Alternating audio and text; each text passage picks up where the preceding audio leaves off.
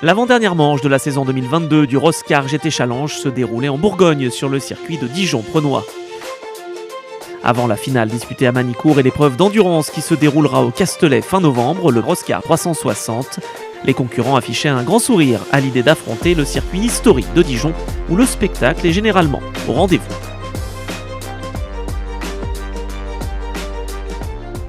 Ben voilà, on est content d'être de retour parmi vous après 2 courses qu'on n'a pas pu faire parce que la voiture n'était pas prête. Si ça se passe bien, on peut bien batailler pour la victoire. Content d'être en tête du championnat. Bon, déjà de la catégorie, c'est très bien, mais bon, je suis en tête du championnat. Mais bon, il y a Karl qui est juste derrière moi, à 2 points près, donc on va voir ce que ça donnera à la fin de ce meeting et puis à Manicourt. C'est un grand plaisir de revenir à Dijon parce que la fois précédente il neigeait et là on a un week-end plus que fantastique parce que nous sommes presque au mois de novembre et la météo est fascinante. Au niveau du Roscar, l'ambiance est super et puis surtout le côté fair play en piste qui permet de débuter en toute confiance et en toute sérénité. Dans le cadre du Roscar, on fait suffisamment de tours et on roule suffisamment que pour pouvoir s'habituer à la piste. J'adore ce circuit. Donc c'est sûr que je préfère rouler sur du sec, il n'y a pas photo, mais voilà, mais même s'il pleut, ça me dérange pas trop. C'est un peu un circuit mythique français, c'est un ancien circuit et le tracé dans toutes les courbes est absolument intéressant. Avec l'enjeu du titre en ligne de mire, le briefing dispensé par Philippe Naniche et Pascal Mangiapan revêt une importance capitale avant de se lancer dans la compétition.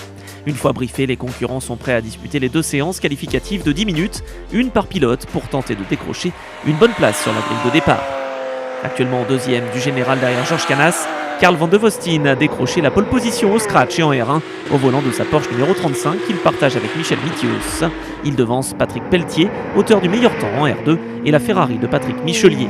5e position sur la grille pour Georges Canas, 2e R2, alors que la pole position en R4 est signée Romain Valère, au volant de sa Porsche Cayman GT4 numéro 56. Aux alentours de 11h30, les équipes sont sur le pied de guerre, prêtes à suivre le départ de la première course du week-end d'une durée d'1 heure. Les pilotes se concentrent alors que l'équipe du Roscar GT Challenge est à pied d'œuvre pour placer les voitures dans l'ordre de la grille. Le départ est imminent ici à Dijon.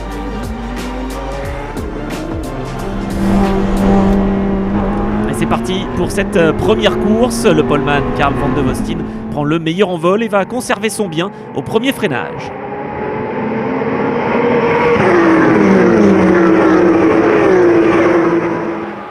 Très bon départ de Patrick Michelier au volant de la Ferrari numéro 5 qui tente tout de suite de prendre l'extérieur dans le S des Sablières sur Patrick Pelletier. Et ça va passer, il est désormais 2e.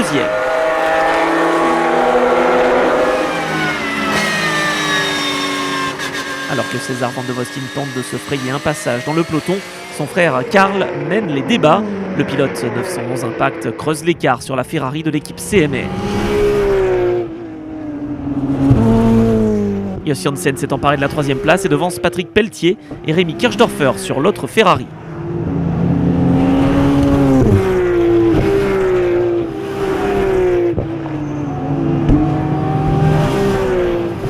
Le pilote de l'équipe Tinso est menacé par Georges Canas et César Van de Vostin.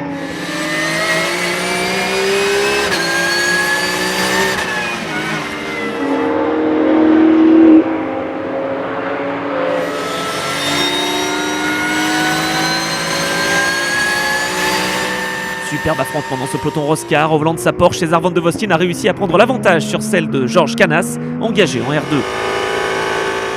Leader en R4, Romain Valère voit déjà le leader de la course lui prendre un tour. Une excellente performance en ce début d'épreuve pour Karl Van de Vostin qui devance désormais Jos Janssen et Patrick Michelier. Sur l'autre Ferrari 488 engagé, Rémi Kirchdorfer donne tout pour résister aux attaques de César Van de Vostin.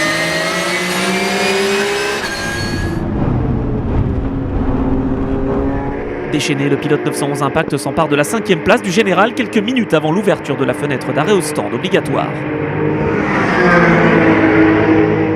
Rémi Kirchdorfer est le premier à s'engouffrer dans la voie des stands pour laisser son volant à son équipier, Jonathan Cochet.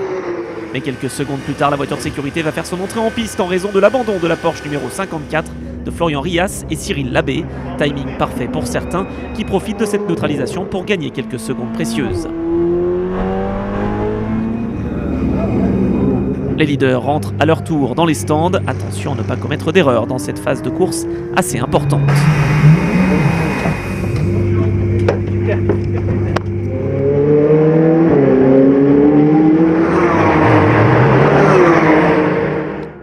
Les commissaires ayant évacué la Porsche en difficulté, la direction de course peut relancer l'épreuve. C'est Jos Janssen qui a fait la meilleure opération puisqu'il est en tête de cette course devant Michel Mithius et Alexis Berthet sur la Ferrari de l'équipe CMR.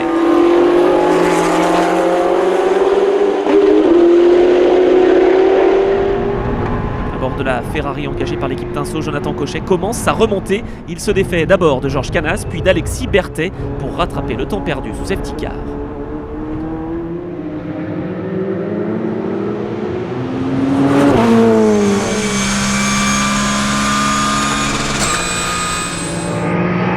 Patrick Pelletier s'est emparé de la deuxième place face à la Porsche numéro 18 et donne tout pour revenir sur la 19 de Peraldi Bradac, leader de cette catégorie.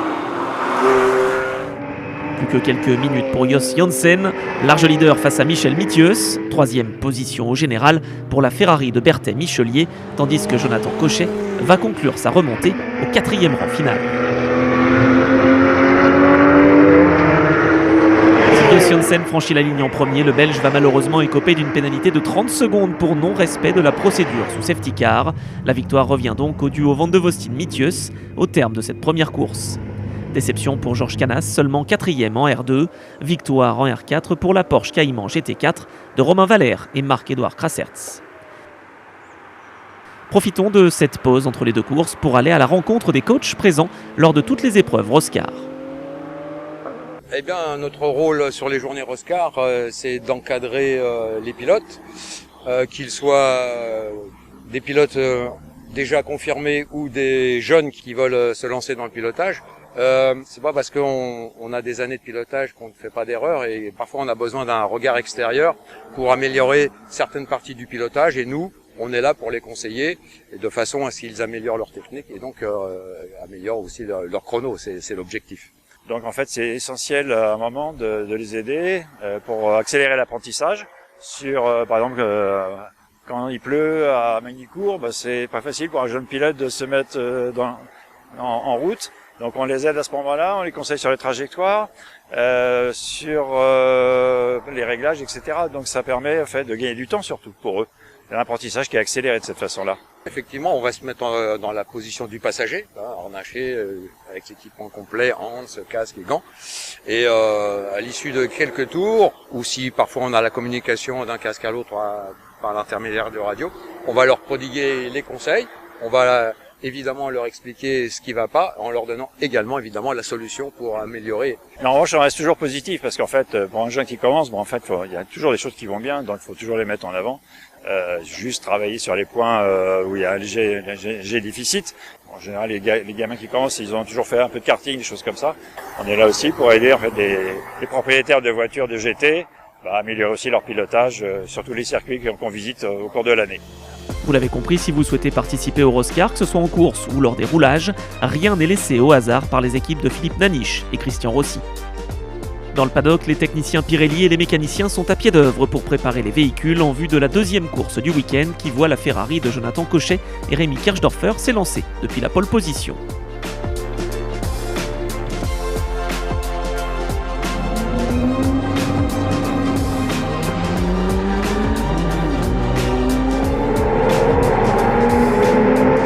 C'est parti pour cette deuxième course disputée en fin d'après-midi sur ce tracé de Dijon-Prenois. Jonathan Cochet ne s'est pas laissé surprendre, il devance les Porsche de Jos Janssen et Michel Mithius dans ce premier tour. Oh et attention derrière avec le tête à queue pour la Porsche numéro 18, beau réflexe de la part de Marc-Édouard Krassertz qui a évité le contact.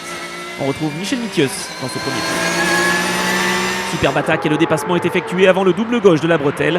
Il est deuxième devant Jos Janssen.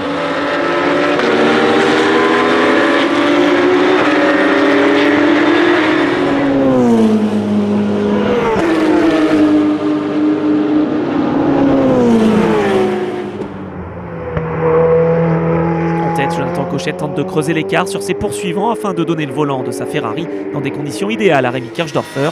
Mais derrière lui, Michel Mithius et Jos Janssen ne veulent pas se laisser faire.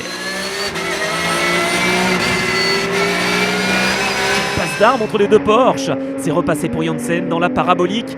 Il est deuxième de nouveau. Et c'est chaud également pour la première place en R2 entre Georges Canas et Patrick Pelletier. Avantage à la Porsche numéro 20 pour l'instant. Cette course est décidément animée. On retrouve Hugues Van de Vostien et Frédéric Grelet en lutte pour la 9e place du scratch.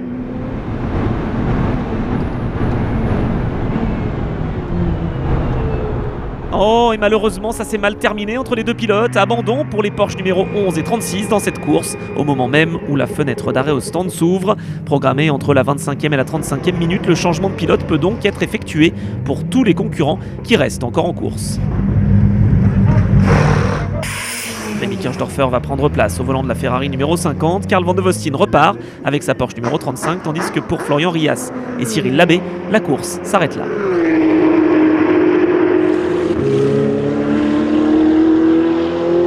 La hiérarchie est totalement modifiée après les arrêts au stand puisque Patrick Michelier est désormais en tête devant les Porsche de Jos Janssen et Carl Van de Vostien.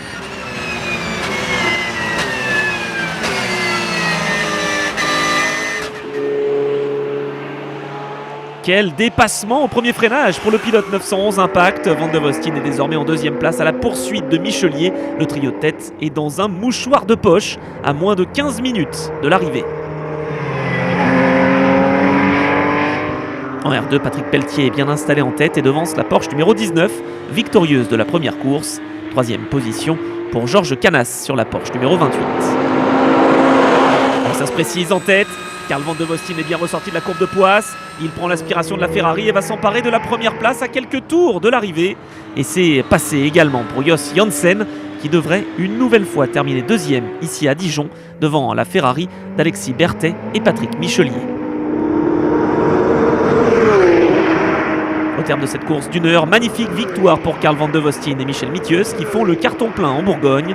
Bon résultat d'ensemble également pour Jos Janssen qui pourra tout de même s'en vouloir de cette pénalité écopée en course 1. Au cumul des deux courses, victoire logique pour Carl Van de Vostien et Michel Mithieu qui font une excellente opération au classement général. Excellent quatrième du scratch, Patrick Pelletier s'impose en R2 tandis que Romain Valère et Marc-Édouard Crassertz l'emportent en R4 au volant de leur Porsche Cayman GT4.